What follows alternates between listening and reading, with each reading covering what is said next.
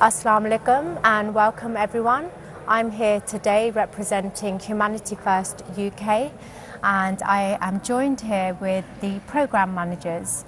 My name's Qudsiya Ilyas and I am the programme manager for orphan care, and I'll come back and tell you what I do in a moment after I've introduced Athiya.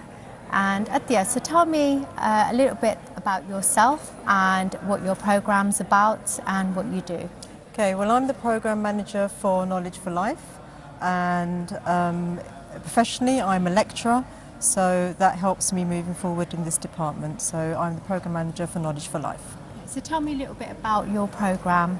And what it does. And what you do, yeah. So the Knowledge for Life, education has the power to transform somebody's life. And in African countries, young children, youth do not have access to education. So they have approximately 50% low literacy rates.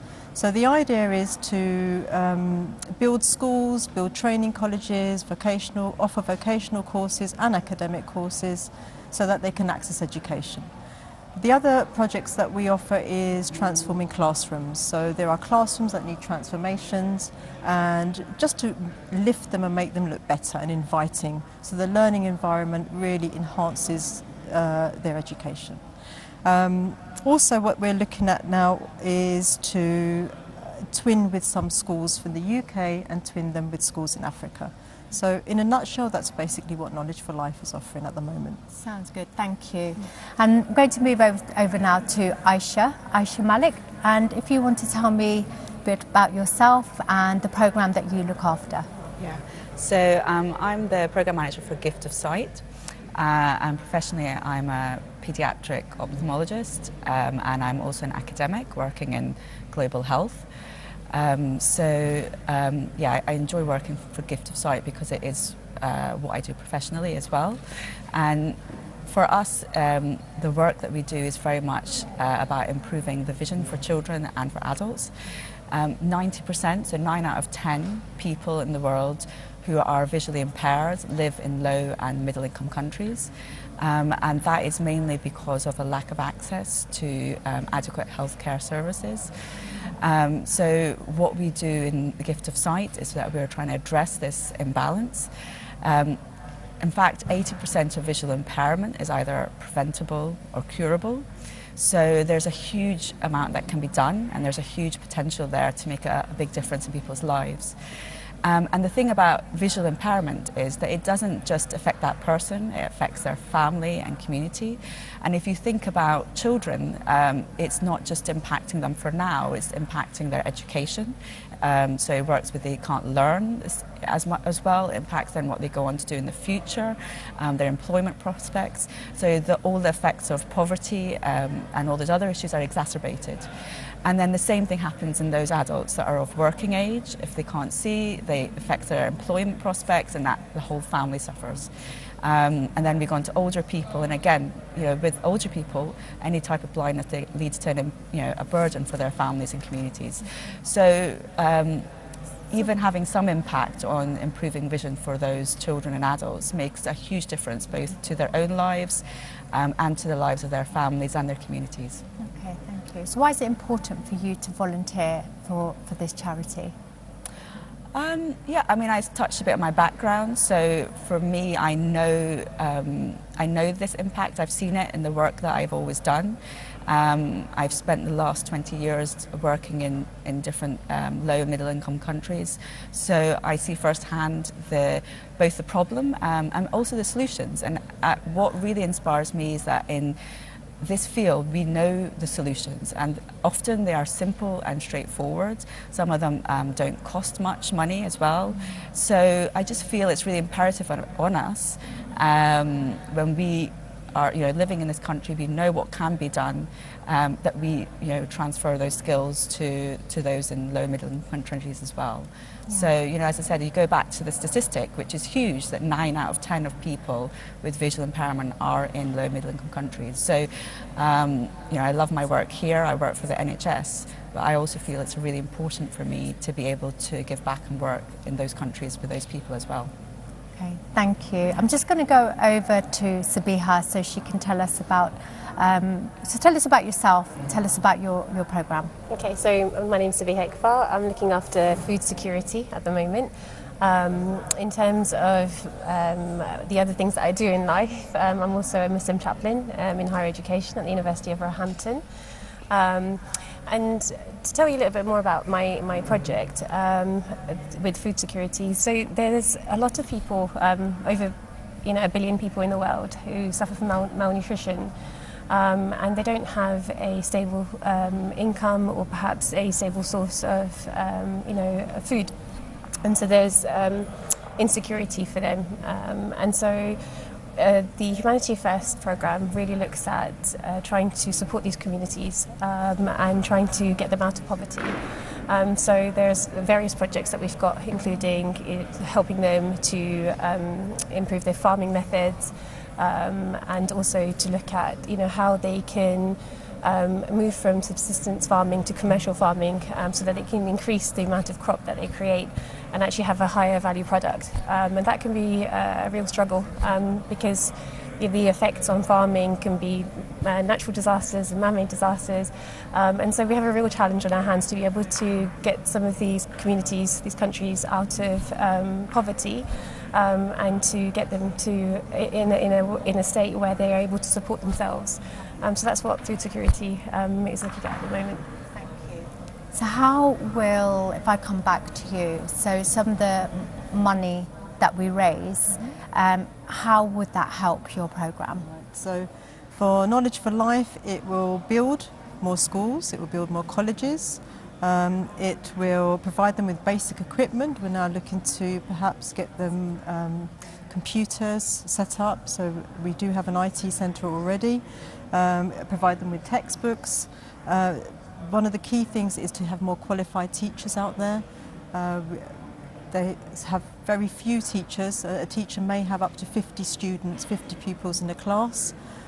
So I just about manage with 20 and they have 50, so it's difficult for them. So it's to get more qualified teachers out there, and just generally improve conditions within the classroom, make the classrooms more attractive. And then if we twin with the school here, then we can raise funds through the schools, and we can introduce fundraising days so that that money can be then given to the countries over there, and they can share what they're doing in Africa to show our students here what what they do. It's important for us to see what their education system is like and what little they have and how much we actually do have here in the UK. So that's hopefully... And it helps the children as well to realise that we do have a lot here, and not to take things for granted, because so many of the children, we do take a lot for granted here. It's only when you realise what other people don't have that you think it's, we're doing okay here. Thank you. So we're going to go for a short break now, and we're going to let you know how to donate today. Thank you. In 1 minute. Click Donate Now in the top right-hand corner. You can choose to donate one-off or monthly. You can enter an amount, you can select an item, or do both. If you've donated before, you can sign in to fill in your details automatically. Select Gift Aid to give an extra 25% at no cost to you. Enter your name, email, and address. Check you've selected the items. If you're happy to hear from us, check the box and click Submit Donation. Enter a password if you want your details saved for later, and click Donate. That's it. Why not try it yourself? Donate now at changealife.org.uk. So next one, I want to talk about Africa. You want me to ask you? Yeah?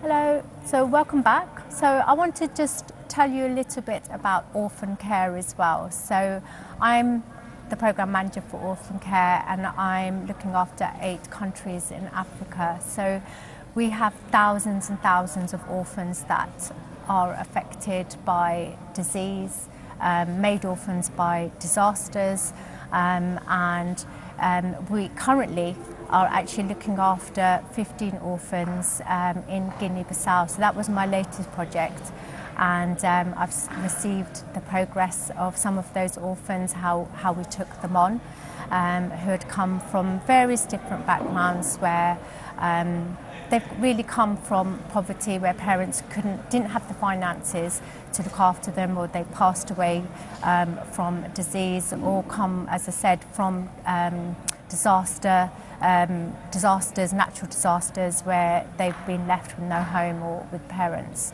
And some of them, where we've taken them into care, we've been able to help them with shelter, providing them with education, with all of their needs, with food, shelter, their clothing, and all of their medical needs as well. And they've been doing really, really well. So I had a couple of stories where I had a young boy we'd taken in at 5, and he had a lot of medical issues and was constantly in the hospital. And we've had him for a few years now, and he's made really, really good progress. Doesn't need to go to the hospital anymore. His health is much, much better, and is progressing now in grade 7 and doing really, really well in school. So the money that you're raising today typically will be helping children like that as well. And it only costs £50 a month, can you believe it? That will provide all of a child's needs. So their home, clothing, their educational needs, all of their medical needs is literally covered by £50 a month. Which is nothing. £50 is an evening out, is a dinner out, right? So 50. Yes. Absolutely. So I'm just going to come over to you, Sabiha, because I know you've travelled in Africa doing some of your classroom transformation projects and really faced some of the poverty and seen it firsthand. So tell me about some of your experience in your travels. Okay, so I've travelled to East Africa and to West Africa as well, specifically working in Uganda, Sierra Leone and Ghana. And my experience in all of those countries has been very eye-opening. There's a certain impression that we have here in the UK of what life is like out in other countries generally, but certainly in Africa. And to an extent, there is definitely truth there in terms of the difficulties and the struggles and the challenges.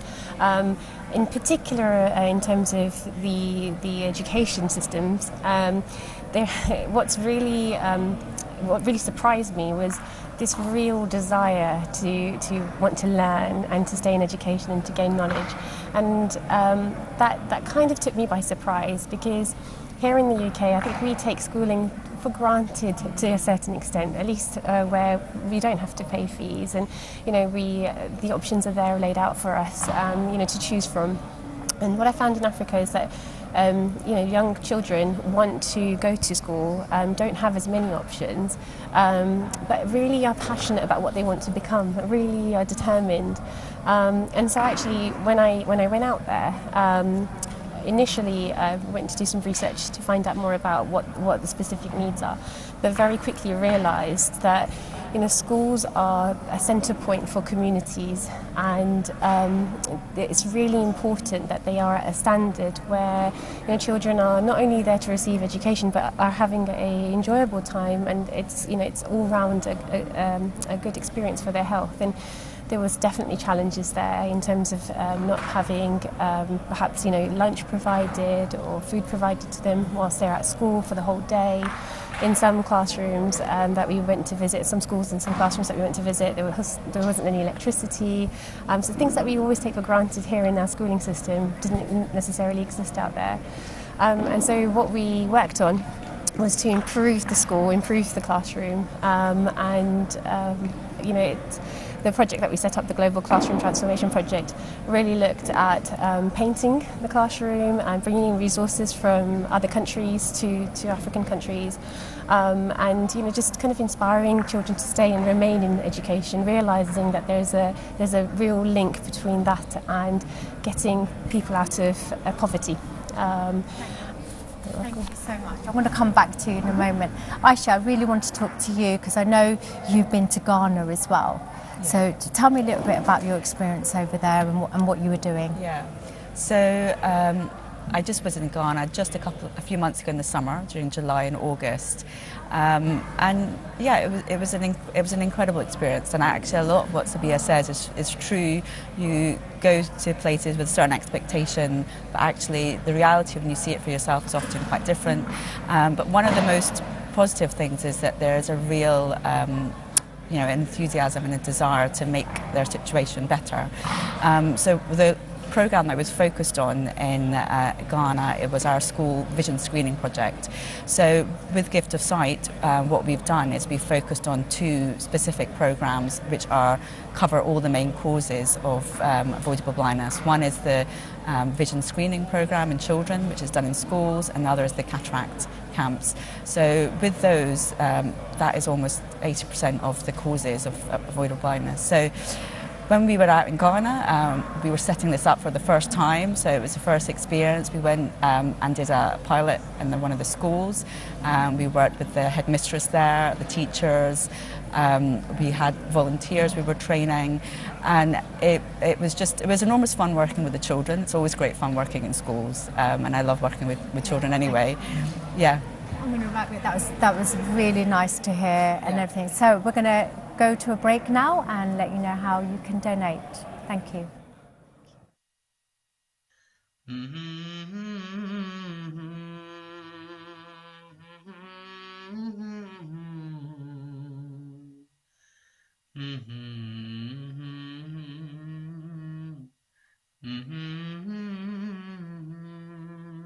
Some funds were raised entirely for the sake of helping the suffering humanity. I decided to spend that money on the poor people, and that is exactly what we're doing. Not only in one country, but in Ghana, in Nigeria, where the people are suffering. Moreover, we had means of helping people with human sacrifice, which, coupled with the meager financial resources, makes a sizable contribution. But without that human sacrifice, that small contribution financially would not mean anything. Now, our experience tells us that if we spend money ourselves for a good cause, the result is 10 times more satisfactory. And what is your vision for the site here in comparison to what you've done in the past? The site itself is good. It is close to a national highway. The issue could be of an exit to the highway itself, but I believe that can be resolved.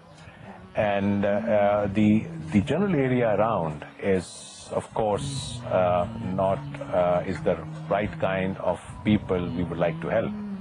It's the middle class people living around, and it is at the edge of the city, no doubt, of Abidjan. But at the same time, we have the potential of bringing the patients as far as 30 or 40 minutes away. The project, we started fundraising in earnest, as many of you may remember, in 2017. And if you can, participate in the blessings, because we have seen also the success of the project of Humanity First, from very humble upbringings at the time in the last 25 years.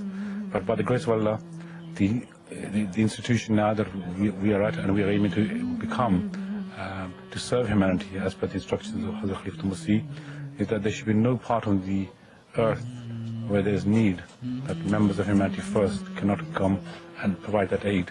Serve God's creation and show love towards them. This requires true selflessness and love for others. It requires that a person does not rest until he has solved the problems of others and takes the weight of their burdens onto his own shoulders.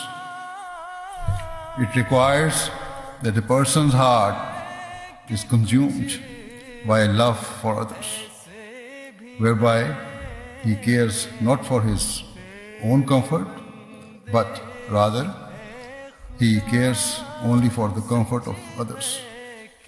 It requires that a person is ever ready to personally absorb all forms of distress for the sake of others, to consider the pain of others as though it is his own pain. It requires that a person is ready to bear personal suffering or anxiety so that others can live in peace and contentment.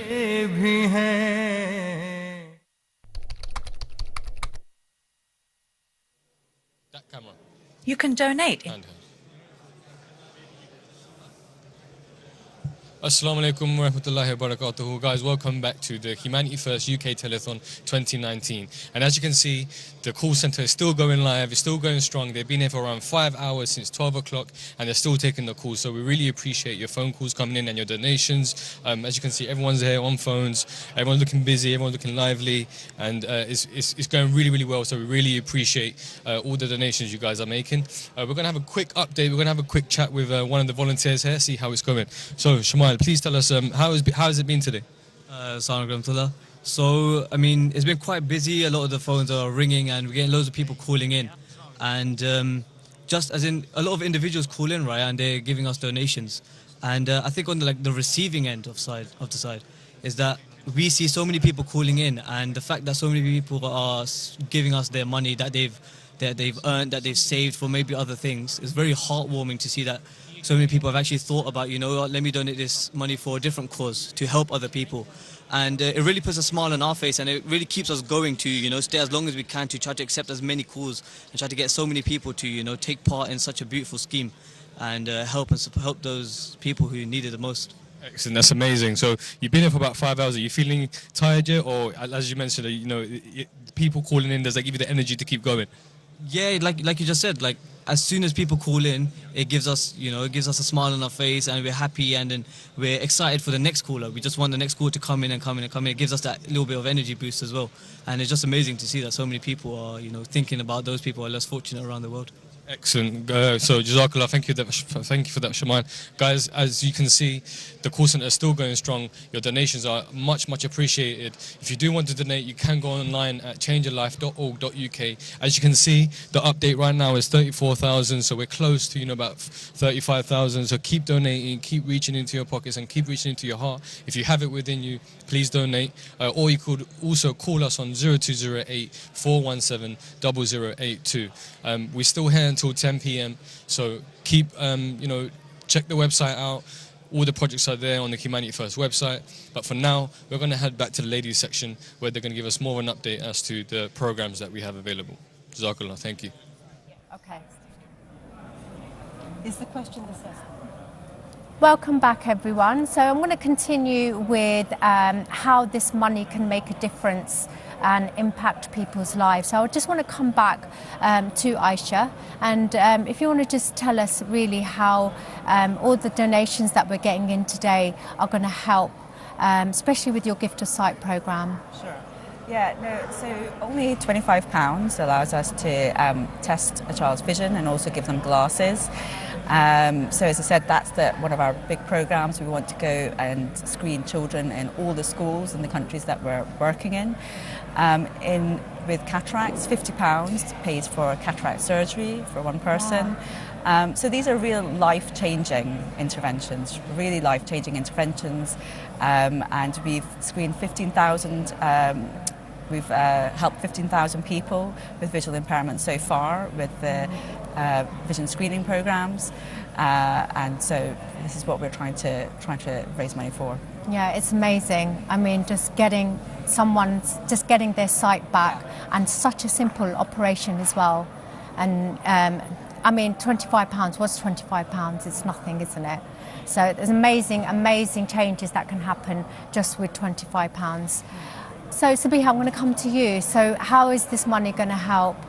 Yeah, so we've touched on already, there's various farming projects which are taking place. So in some low-income countries, you know, we're looking at providing seeds, you know, providing the tools that they might need, or educating, you know, around what those communities can do to improve their situation. In high-income countries, we have got food banks and pantries. So in various countries we've got different projects going on addressing the actual needs there. So your money today, people who are out there donating, we would love for you to be able to contribute to all of our projects. For food security in particular, £50 will make a massive difference to not just an individual family, but to a whole community. So if whatever you can donate today, this is a really fantastic opportunity. So we hope that you make the most of the opportunity that we've set up today. In terms of the Knowledge for Life projects that I've worked on personally, of improving the classroom, £100 improves not just one classroom, it improves the whole school environment. So it's the money makes a significant difference, and we've actually seen that in the works that we've done out there in Africa. So everyone, you've heard how that money can help.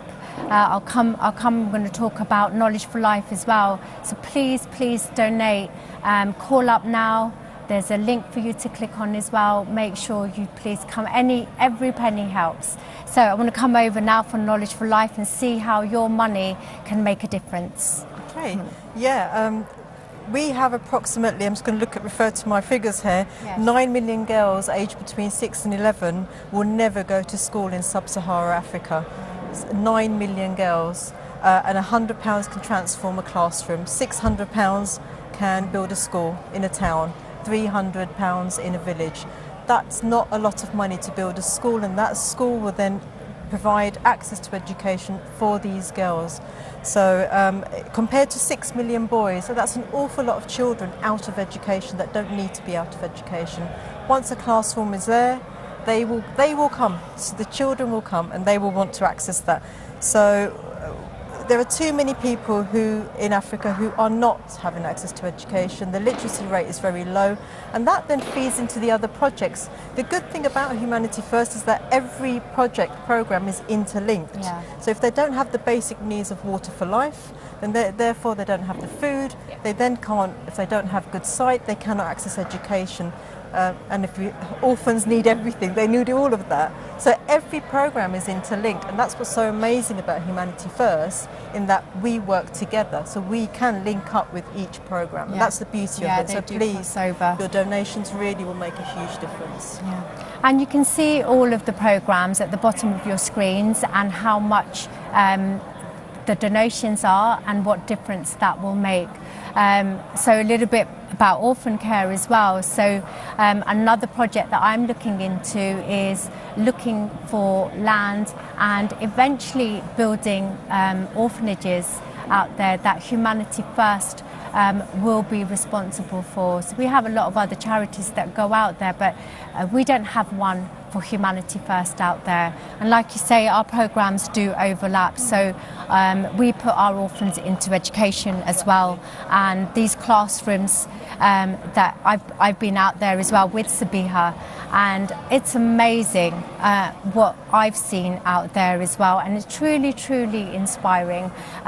We've seen these children, they walk for miles, and they come to just bare 4 walls, barely a wall is there really, and how they learn we don't know, but the difference the classroom makes when it's painted with colourful images on it and these characters, and what you work with is also, Sabiha puts up the syllabus, so things related to their syllabus go up on the wall, so really, really colourful pictures, and that's amazing the difference it makes to their morale.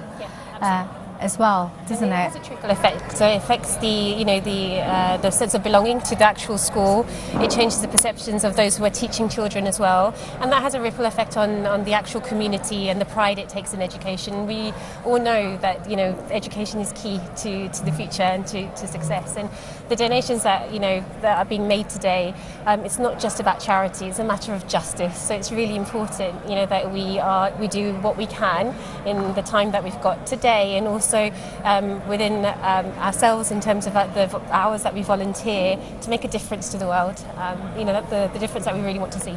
So tell me about a memorable time or any story you can relate that's really inspired you to continue this work that you do. So my faith also teaches me to with justice and to help others. When I've been out in African countries, and I've also been to the Middle East to work on classrooms as well. And what's always inspired me is the positivity, the kind of relentless kind of energy that children have to continue and persevere. And I think that they become role models, for us all. And I imagine you've also felt that way as well when you've been out there, that, children, regardless of what they have or what little they have, they will still try to continue to make their lives better. And I think that for me is really inspirational. So it helps me to continue giving into the cause and supporting humanity first as well. And I hope to go out again, to be able to make a difference. And the money being donated today will make that difference. Yeah, definitely. Do you have anything that stands out when you went to Ghana? Yeah, absolutely. I mean, I think for us, we were screening children in a school for the first time, and it had an impact, I think, just on the children, but also on the teachers and headmistress. We were able to find children who and actually give them glasses there and then. We were able to kind of actually check their vision and see the difference that makes for them. Because for a child, if they can't see, they don't know, because they have no experience with something else. So until you show them, they're going to think that's normal. And I think that's the big thing. So they're thinking that's normal. The teacher might feel that, oh, that child is just a slow learner, or they can't learn properly, or that they're not, intelligent enough. And so that has a real impact psychologically on the child. And then all of a sudden, they're given a pair of glasses and they can suddenly see. And that is changing for them in so many ways. I think it becomes very emotional when people, for the first time, I've had children say things like they can see the leaves in the tree for the first time. Yeah. And then to suddenly realise for them that their problems in their education were not down to, I'm not stupid. It's not me. It's because I couldn't see properly. So I think that's emotional both for the child and for the teacher, actually. Thank you so much for sharing these really inspirational stories. So we hope you've been inspired. We're going to a break now, and please donate. Thank you. You can donate in 1 minute. Click Donate Now in the top right-hand corner. You can choose to donate one-off or monthly. You can enter an amount. You can select an item, or do both. If you've donated before, you can sign in to fill in your details automatically. Select Gift Aid to give an extra 25% at no cost to you. Enter your name, email, and address. Check you've selected the items. If you're happy to hear from us, check the box and click Submit Donation. Enter a password if you want your details saved for later, and click Donate. That's it. Why not try it yourself? Donate now